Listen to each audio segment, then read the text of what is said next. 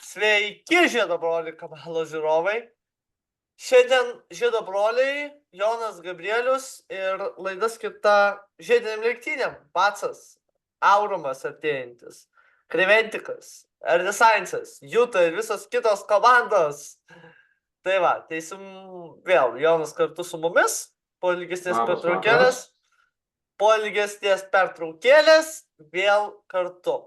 Taip, dėl savo asmeninių darbų truputį negalėjau tų laidų padaryti anksčiau, tai atsiprašau iškart fanų.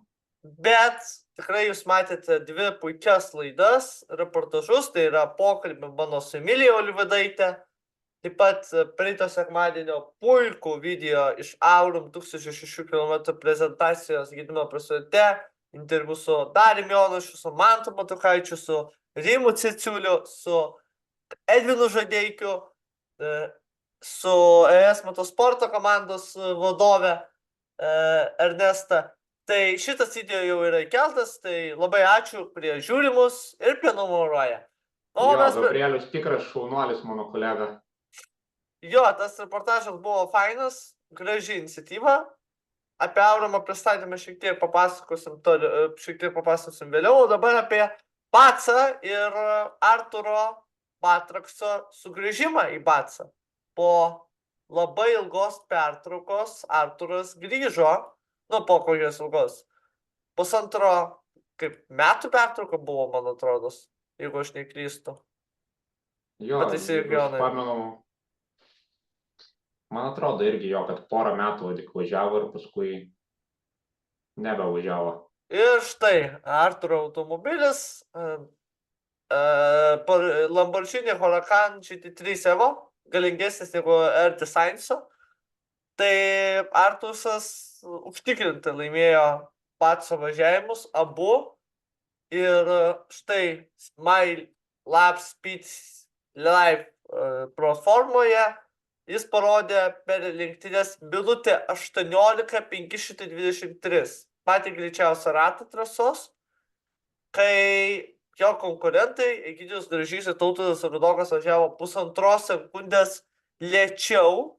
Ir matot greičio skirtumą, palyginkim su Luku Lukaičiu, kuris važiuoja Super Trofėjo automobiliu, minutė 23:511, o Arturo minutė 18.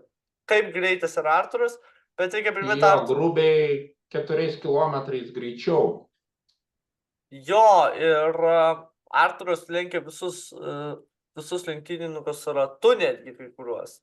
Tai va, tai užtikrintas Arturo dominavimas, 50 taškų į čempionato įstaigą, pirmoji vieta savo klasėje ir nepalikta šansų nei Hariui Stasiukiniui, kuris turėjo problemų, bet kaip girdėjote sekmadienio video, ES motosporto komandos vadovė, atstovė, sakykime, džiaugiasi Karolio pasirodymu. Iš paskutinės vietos pavyko pakilti iki 6, o paskui iki 4. Tai kadangi Karolis nėra profesionalus lenktynininkas, brūkšnelis verslininkas, tai rezultatas dar nėra blogas jo prasme. Aišku, jeigu būtų Jusas Samaška, tai būtų gal 1-2 vietos kova su Arturu, bet buvo šitiek automobilis apglamžytas, tačiau viskas iki Aurumo jis viskas suspės. O Arturas šaunuolis. Ir laukiam Aurumo. Taip, po tiek laiko tokią formą, kad demonstruoja, tai yra tikrai wow. Reikia priminti, kad Arturas nusprendė, sugrąžinti, atgaivinti Flash Racingą, kuris porą metų neegzistavo, galbūt taip sakyti, tai yra komanda, kuri N metų važiavo 1000 ir kitose lenktynėse. 2019 metais buvo nusipirkę Huracaną, pirmą kartą jie nusipirko Huracaną ir su juo Baltijos... Jie ilgą laiką kovojo su mūsų lietuviškąja... Erdesains ir su gerąja dovana. Ne tik Erdesains, prieš tai kovojo su gera dovana dėl 3 vietos ir tik pačiam gale per Arturo klaidą jie prarado tą 3 vietą. Taip, čia kalba apie Aurumą 19 metų. Taip. reikia grįžkim prie Flešo, tai Flešas pirmais metais dalyvavo Baltijos čempionate, 6 valandų, užėmė antrąją vietą, nusileidęs Jutai. 21 metais aš paskui Dar prisiminkime, jie prieš tai turėjo BMW automobilį. taip turėjo BMW automobilį Konstantinas Celko, o 2021 turėjo techninių problemų, antro etapo nefinišavo, trečio nefinišavo ir laimėjo vieną etapą, liko tik 5. Tai jie kovodavo tikrai puikiai, atsimenam, su Artisains, su Aivaro Pilagio, Simreiserio, irgi Lamborghini. Tai būdavo kova. Prisiminkime Arturo labai greitą kolegą Tomą Padovanį. Iš Estijos. Jo, Taip. jis yra Estijos atstovas, kuris, man atrodo, didžiąją dalį lyg tai gyvena Prancūzijai, jeigu aš nesumeluosiu. Taip. Bet čia ne taip svarbu. Toni Kolevalis irgi labai greitas sportininkas. Šiaip, kalbant apie Pacą, tai iš tikrųjų labai smagu žiūrėti. Buvo smagu žiūrėti, kad buvo tiesioginė transliacija su, na, sakykime, labai su gražiu lietuvišku. Jo, Valis, jeigu aš neklystu, buvo tas, kuris trasos rekordą pasiekė praeitą savaitgalį. Buvo naujas rekordas, taip. Jo, buvo pasiektas trasos su rekordas. išskirtiniu tokiu, vos ne kaip Prototipo klasės automobilio. prototipo klasės, jo, vos ne kaip LMP automobiliu. Tai vat, ir, na jo, buvo labai smagu matyti Baco transliacijas, galų gale atgaivinta iniciatyva su lietuvišku duetu komentatorių gretose, linkėjimai Ingai Juškevičiūtei, kuris su kolega Tomu komentavo tas lenktynes anglų kalba, aišku, bet puikiai teko matyti, kas galėjo sekti 2 įvykius, tas buvo savaitgalių daug įvykių, Lemanas, Žemaitijos ralis ir Baco etapas, nu, daug Jo, tarp įvykių. kitko, jeigu jau paminėjai Lemaną, tai galim paminėti, kad turėjom lietuvišką komandą. Na kaip, Taip, sąlyginai lietuvišką. Sąlyginai lietuviška. Čia plačiau Žilvinas galėtų pasakyti, nes yra interviu su ta komanda. Aš truputį turiu informacijos, tai komandai nepasisekė, ilgą laiką jie važiavo tarp lyderių ir galiausiai jos ten ištiko techniniai gedimai, dėl ko jie prarado prizinės vietos. Tai va, pas aš asmeniškai nežiūrėjau Lemano, bet prisipažinsiu, tikrai būtų smagu pakalbėti apie tai. 6 valandas sekėsi gerai po Racing komandai, po 6 valandų prasidėjo problemos ir aš dabar bijau nesumeluoti, bet jie lyg tai liko 5 klasėje. Tai va. Tai va, o Bacas, jeigu grįžtam prie Baco, tai 3-2-5 čempionatas buvo labai įdomus, tačiau lietuviams ten nesisekė, o antros lenktynės buvo labai nesėkmingos Juliui Kiršui, kuris patyrė skaudžią tą avariją.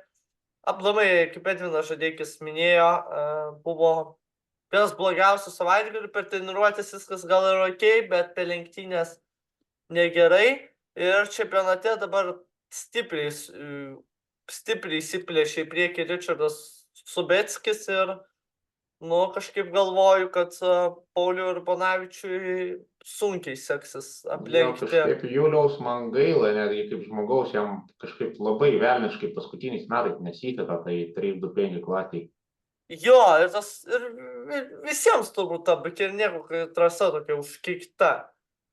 Bet, vat. Ne tik Bikernieko, šiaip jeigu paimtumėm Julių, jam kažkaip paskutiniais metais vis kažkas atsitinka.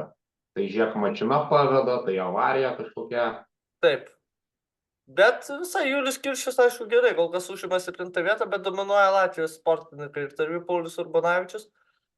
Matysim, kokia situacija bus po Kačerginės. Kačergės Liepos 6-7 dienomis vyks trečiasis Baco etapas po 2 savaičių ir ten matysim įdomias lenktynes, tai bus pirmos ir turbūt daug žadančios lenktynės naujajame Nemuno žyde, naujajame, atsinaujintame, kerbai ir asfaltas. Nauja asfalto danga.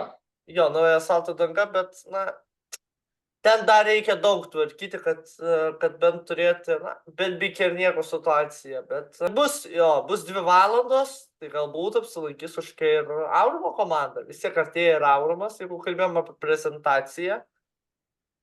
Tai dabar Aurimui ruošiasi, niekas nepasikeitė per tą savaitę, 18 komandų, tiek pat, kiek sakiau, dar per pristatymą, o Holandai turi problemų.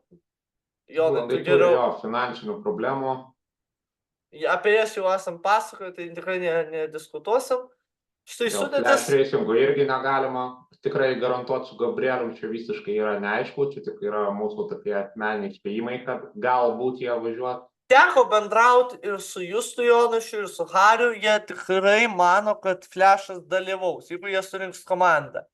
Latvijos spauda irgi kalbėjo apie Valterį Zviedrį, kad jis kaip Porsche Experience vadovas Latvijos irgi suburs komandą lenktynininkų, kurie vairuos, jie yra ir iš tikrųjų įsigiję automobilį, čia 4, ir Valterio tėtis yra rašęs apie tai, tačiau kol kas irgi jų sąraše nėra, tu bendravai su Valteriu, jis iš Lietuvos ekipų taip kvietimo nesulaukė, vienintelis šansas jam būtų ES Motosportas, kaip iš Lietuvos komandų favoričių, nes visos jau yra susikomplektavusios. Daugiau mažiau taip. Daugiau mažiau taip. O kol kas... Taip pat nematome ir Nemuno Dagilio kol kas ir labai neaišku, ar jisai prisijungs prie Mercedeso, ar visgi burs savo komandą, o galbūt šiemet sugalvos praleisti. Jo, irgi čia yra labai įdomu. Teko bendrauti, kol kas irgi niekas nežino apie tai. Tai va, to sudėtis tokios, apie jas dar tikrai galėsim pakalbėti. Na, su Mercedesu tik žinome, kad važiuos Julius. Julius Adomavičius. Na, tokios kalbos yra, bet kaip girdėjom praeitą... Ne tik kalbos, mes matėme jau jį ir su Mercedeso apranga. Taip, labai daug išduoda. Taip, Spa trasoj, bet nei komandos vadovė ten, atstovė Ernesta neskleidė visų kortų, kai bus jos atskleistas. Nedaug liko dar laukti. užuomina, kad tai greičiausiai ir vėl bus užsieniečiai. O ar tai bus praeitų metų čempionai, tai niekas to nežino. Ar tai bus Jan Magnussen, ar tai bus Andrės Fjoderbach, tas rekordininkas, mes tikrai nežinome. Bet laikas pamatys. Tada, kai ES Motosportas ar kita komanda paskelbs... Sakė pati Ernesta, kad sportininkai tikrai bus labai greiti ir vėl. Taip. Tai ir bus viena rimčiausia komanda apginti čempionės titulą. Kas iš tikrųjų yra sunku apginti ir, Gelžinėms labiausiai sekdavosi tai padaryti. Jo, bet matome, kad ir RDSens labai subūrė stiprią komandą, jau vien naujokas Tim Mülleris daug žada šiai komandai. Laikas tau pasireikšti, Jonai, tu kalbėjai su Audrium ir papasakok apie Timo Müllerį. Timas Mülleris, kiek pasako pats Audrius, tai yra Vokietijos labai greitas lenktynininkas, šiuo metu gyvenantis Šveicarijoje ir tikrai turintis. Audrius visų aišku smulkmenų neatskleidė, bet kaip davęs pradžių užuominų, tai yra, turbūt panašaus lygio kaip Jan Magnussen lenktynininkas. Vienas turėtų būti greitus ratus štampuoti.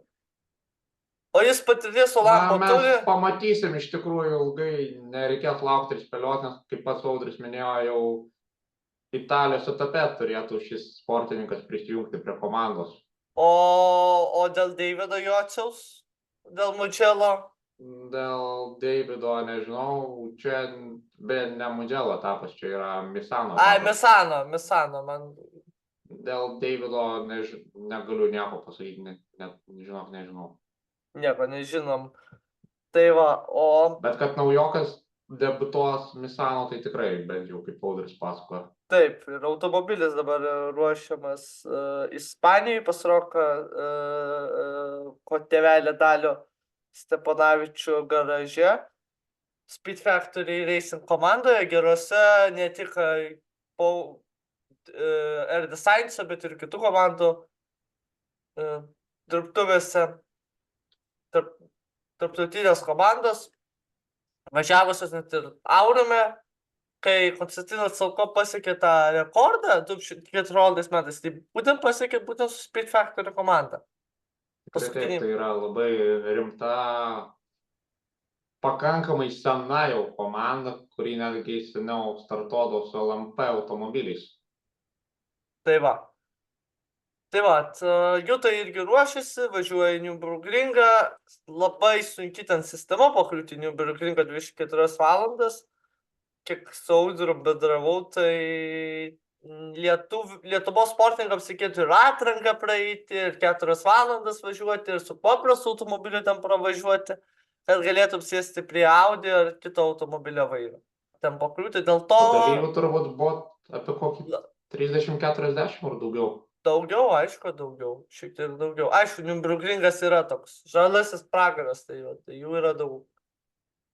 Tai va, tai žiūrim į situaciją, matysim, bus labai smagu pamatyti Benjaminą Barkerį, žmogus, kuris, nori laimėti. Turbūt 1000 kilometrų važiavęs ir šių metų Le Mane, nors sekėsi jam turbūt ne taip gerai, kaip pernai, kai jis užėmė 3. vietą. Iš užsieniečių kol kas jo, Tim Müller, jis turbūt bus kažkas iš Omega ekipos užsieniečių. Tai va. Nedaug liko laukti, kaip ir praeitais metais darysim spėjimus, darysim apžvalgas ir dabar pabaigai, desertui, kviečiame pasižiūrėti, kaip atrodo Manto Batukaičio ir Dream to Drive Porsche 992, kaip ir atitinkamai Anties komandos automobilių, kaip čia reikia pasakyti, dabar tiksliai Jonai, vidus atrodo, kaip atrodo iš vidaus. Pačiam teko per pristatymą nufilmuoti tai, net nufilmuoti Mantos ir Mantą, tai pamatysite ir...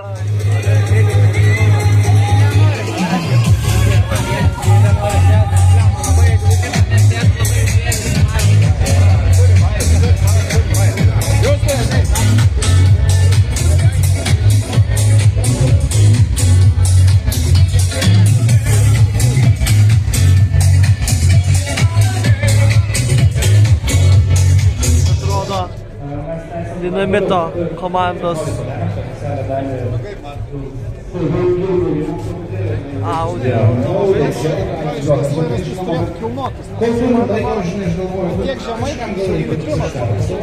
Ir štai man jau 25 metus vykstantis savo mūsų šešliuką. Ir tiek.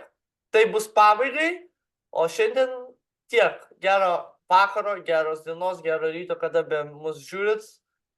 Žiedabroliai, Jonas Gabrielius, susitiksime po savaitės aptarinėti vėl Aurimo. Ačiū visiems, kas mus žiūrite. Viso gero. Viso.